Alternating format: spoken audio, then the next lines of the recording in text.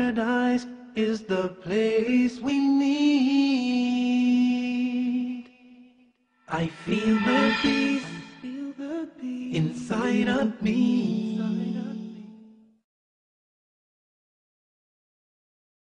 Greetings and peace. This is Dr. Lawrence Brown with another episode of Interfaith Issues, where we discuss the issues of common interest to the three Abrahamic religions of Judaism, Christianity, and Islam.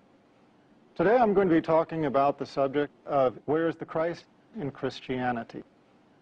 Now that title might strike people as a little unusual if they have not been introduced to the concept before. The reason for the title, Where is the Christ in Christianity, is simply that many who read the Christian scriptures encounter a paradox that they have difficulty resolving. And that paradox is that the teachings of Jesus Christ often are found to be seemingly at odds with the tenets of Christian faith.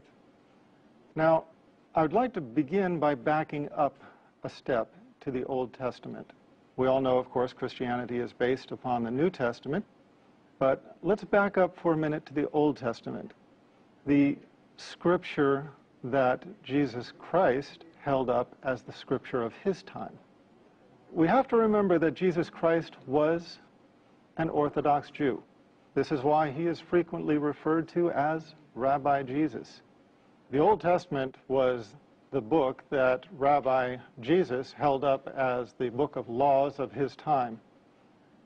These were the laws that he taught to his disciples.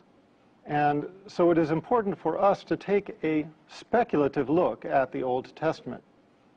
Let's begin with Genesis 32, where it is recorded that Jacob wrestled with another man? No. An angel? No, although it might say that in the translation. No, it's actually written that Jacob wrestled with God. Now, modern translations have tried to pretty much make this difficulty go away. They translate it as man or angel, but we have to read the scriptures in the foundational language in which they were recorded. And when we do this, we find that the Old Testament records that Jacob wrestled with God. Now, let's put this into perspective. Our universe is vast.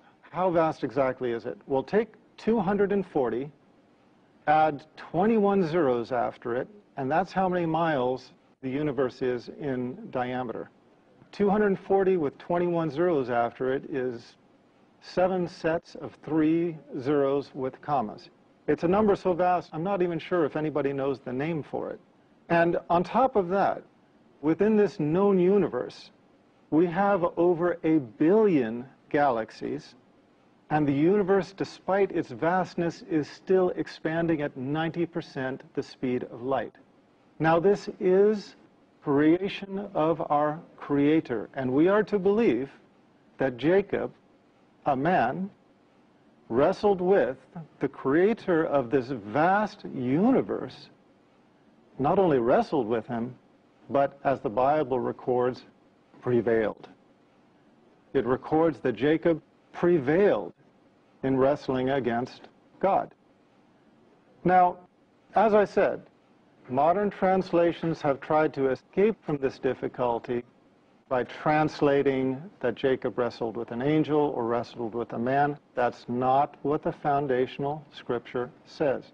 And we have to look at the foundational scripture if we are going to get a true feel for the accuracy of these writings. Now, unreliability is a recurring problem in the Old Testament. One of the largest examples of unreliability is to be found in 2 Samuel 24:1, compared with 1 Chronicles 21:1. In 2 Samuel 24:1, it reads, quote, "Again the anger of the Lord was aroused against Israel, and he moved David against them to say, 'Go, number Israel and Judah.'" Fair enough.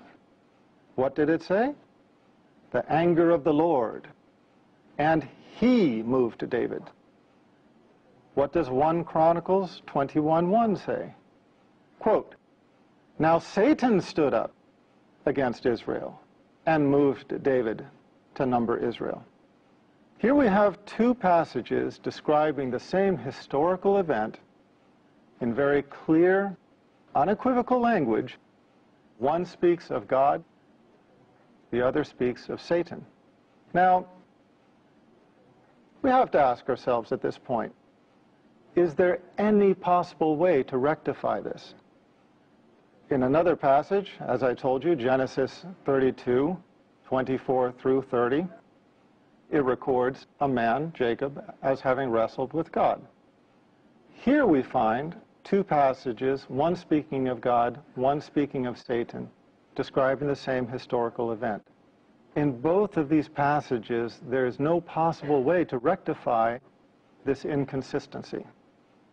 So, which was it? Was it the Lord or was it Satan? We don't know.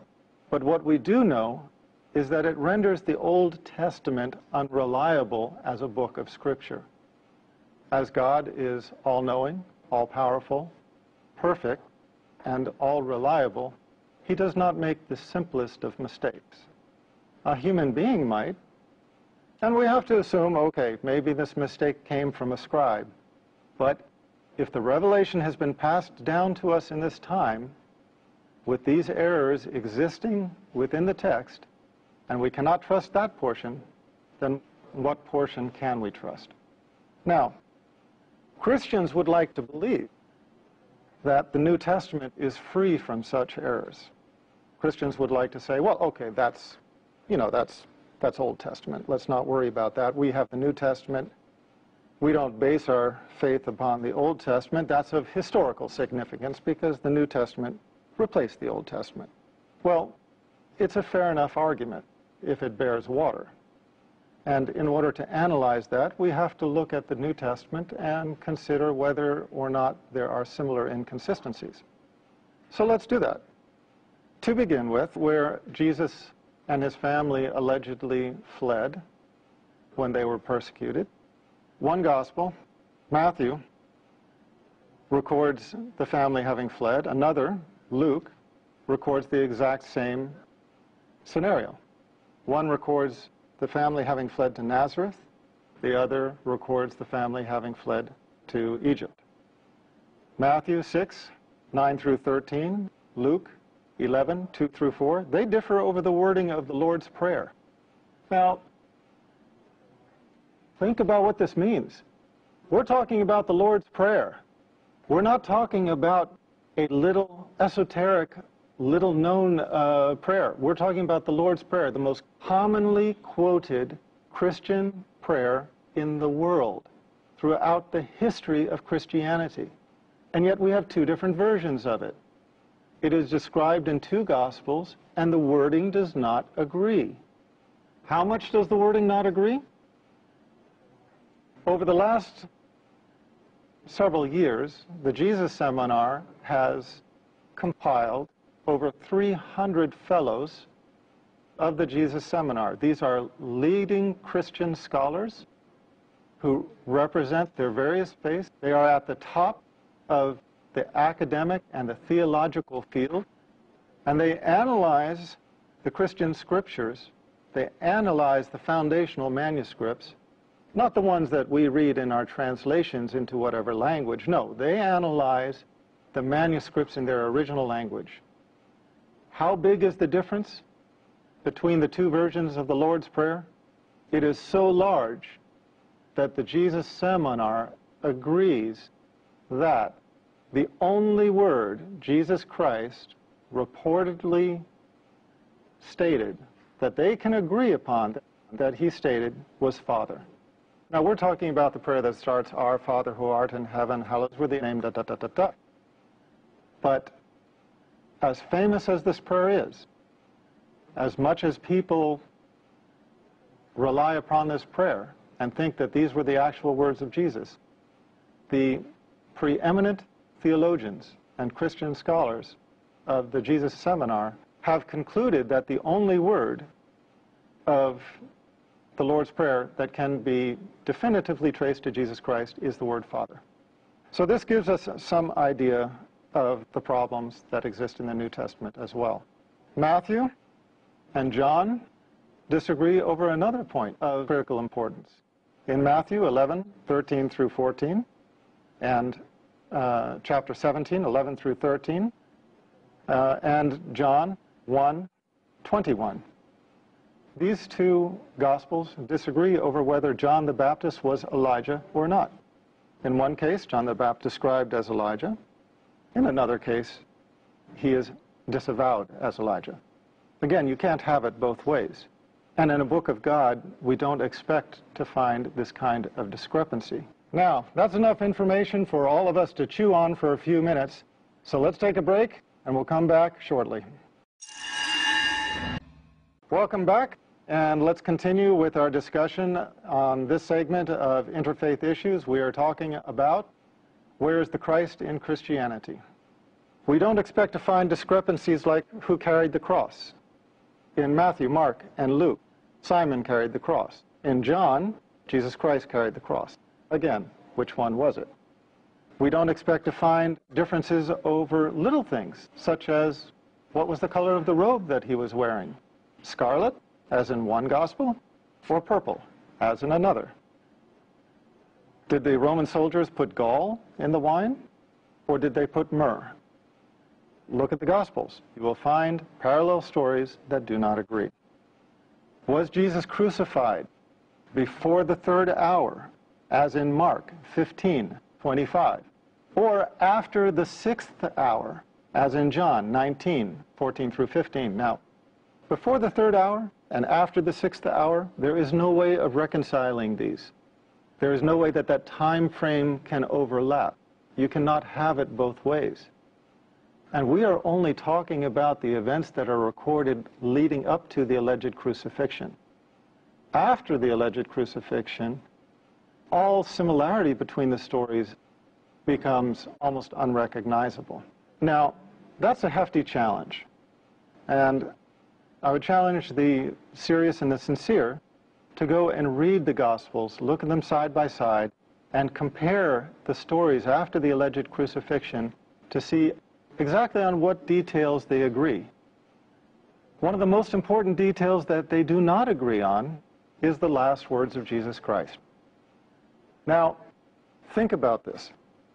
Throughout time, whenever you have a famous personality, when that person is dying, their followers, the people who love that person or emulate that person or want to just write history books about that person, they hang upon their deathbed waiting for their last words.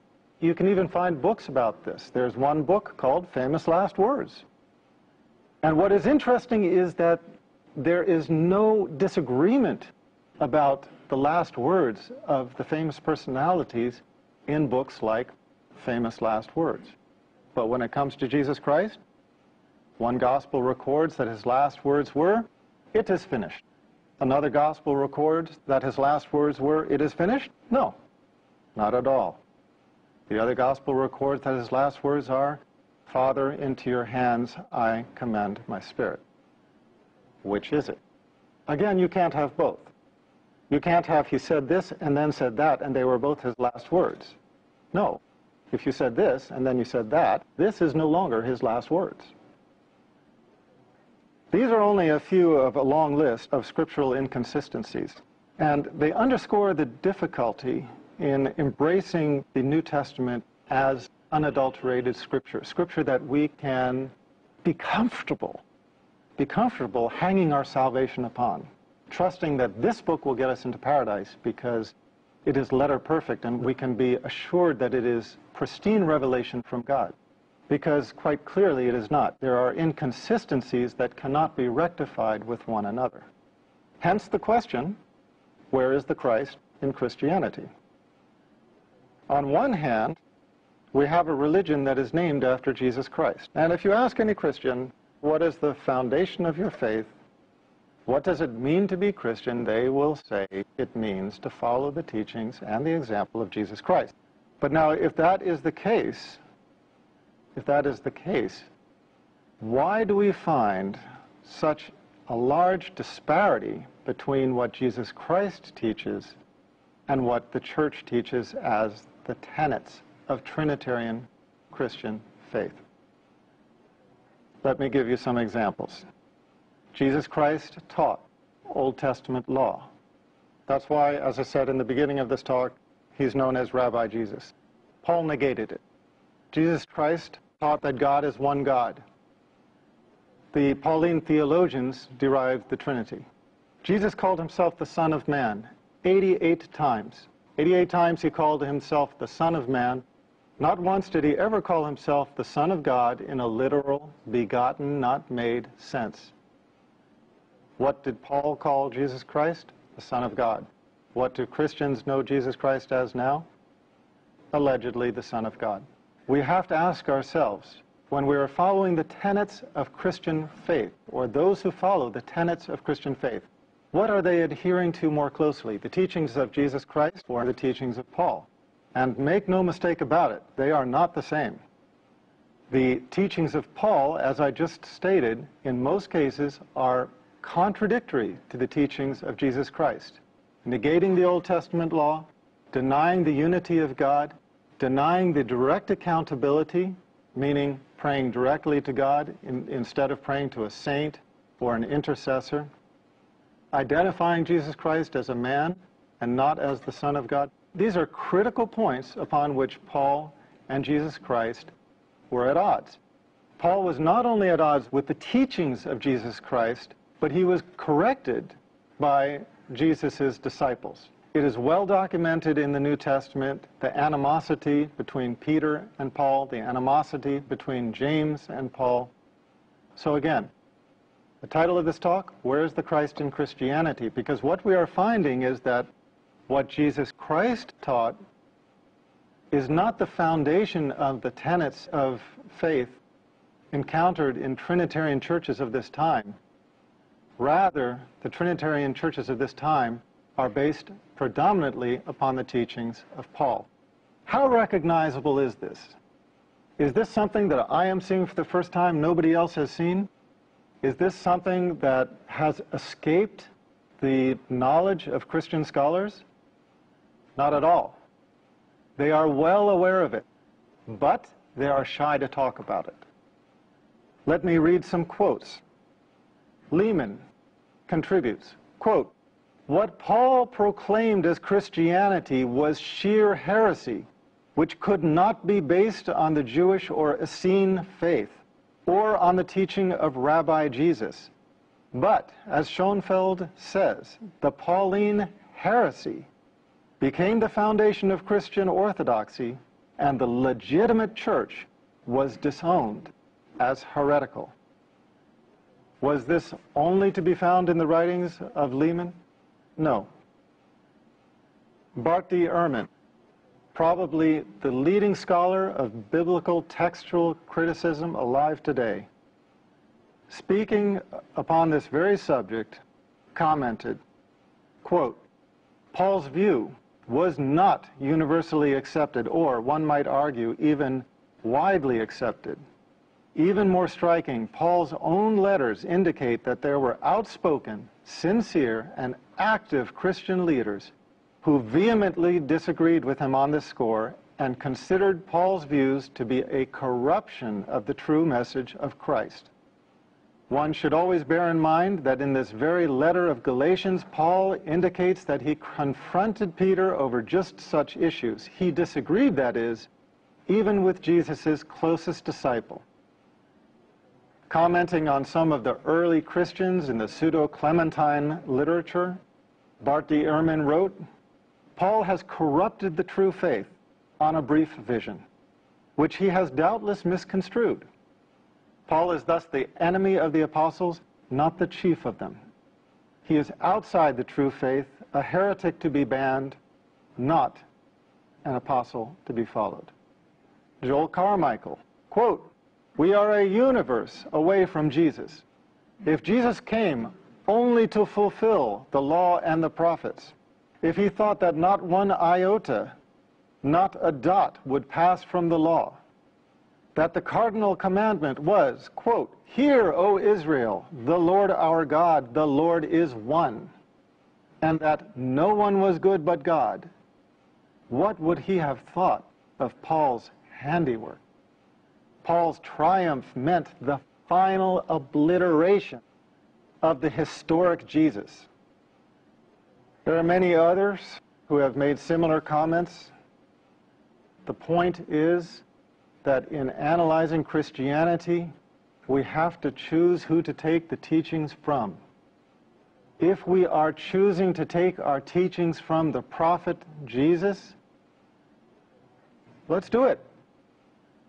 Let's take from his teachings. Let's go and buy a red letter Bible that records all the words of Jesus Christ in red, and we will find everything that Jesus said very clear. You will find everything that I have spoken about in this last 20 minutes. You will find him speaking of one God. You will find him speaking of himself as the Son of Man. You will find him speaking of direct accountability. You will find him speaking of the fact that he was an ethnic prophet, etc., etc. But if you choose to follow the teachings of Paul, well, then you are welcome to follow the Pauline, Trinitarian Christianity that prevails in this time. But before you do that, I would suggest one thing. Let's take a close look at these issues I have described. Jesus Christ teaching that there is only one God, teaching that the prophets were men and sons of men, teaching direct accountability. What other religion, what other of the Abrahamic religions conveys these simple, true values? If you answered Islam, you'd be correct. Here is a religion that honors Jesus Christ as the prophet, that recognizes his humanity, recognizes the truth of the revelation that he conveyed, but at the same time recognizes the very human corruptions, whether intentional or not, that crept into that revelation over time. At the same time, Islam is a religion of Tawheed, belief in the oneness of God, as Jesus professed, and it is a religion that fulfills everything that Jesus Christ himself spoke of. If you want to learn more about this, expand your knowledge on the subject, please go to my website, www.leveltruth.com. Look at the first of my series of books, Misguided, and you can carry it further from there. For now, this is Dr. Brown concluding this issue of Interfaith Issues, and looking forward to the next time we meet on this channel. Peace, and thank you for sharing this time with me. I feel the peace, inside of me, a complete tranquility. I remember Allah, He remembers me. Feel the peace, feel the breeze, fresh, pure, holy peace. Peace in you, peace in me, peace for everybody. Fresh, pure, holy